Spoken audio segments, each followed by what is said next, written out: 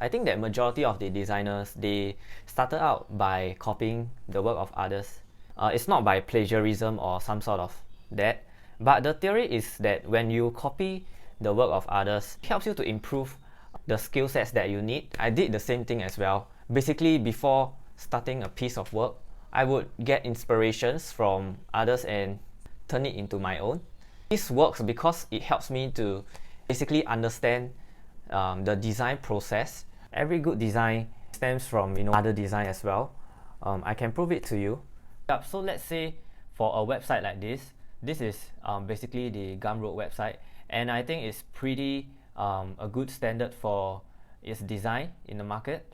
So for something like this, I think designers do have to draw inspirations from places like Dribbble and stuff. As you can see over at Dribbble, it's called New Brutalism.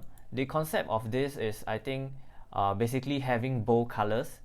So even the top tier designers, they would gather and compile a list of ideas from this and actually create a better version of their own.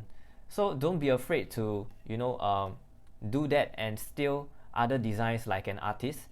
I would highly encourage you to do that before starting your own design piece. When it comes to design, it's easy to think that good design, they are completely original. They are they come out of thin air. The reality is that every good design has a copying portion within the full process. Whether it's a minor influence or a major source of inspiration, every design, they are built upon others. It applies to any sort of creative fields or innovative fields that requires creation of new piece of work. Just like writers, musicians, writers, they get their source of inspiration, their writing styles from other writers, and musicians, they draw inspiration from their predecessors, the past generations of musicians. So everything is built upon what has been created in the past, and I would say this helps to keep creative work exciting and fascinating.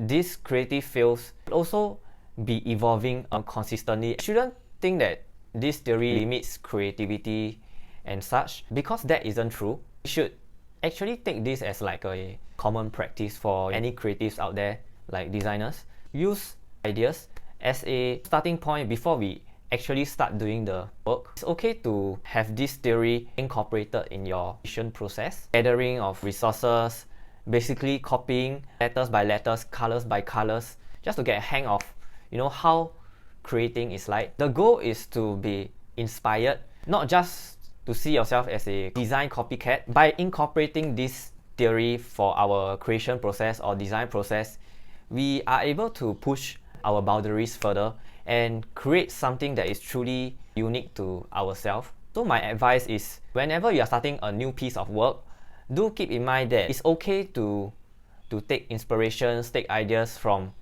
someone else's work and make it uniquely yours. Don't be afraid that you couldn't have your own originality. I would say that having the originality does not matter as much as your set of skills. Designing is all about stealing a piece of work, then turning it into yours. After all, those inspirations, those concepts, those that are already done by others, they are meant to be leveraged upon. They are already successfully achieved something. That's why you will see in the market. If you are still here with me, thanks for watching. Subscribe, like and comment for more of such content, and see you in the next video.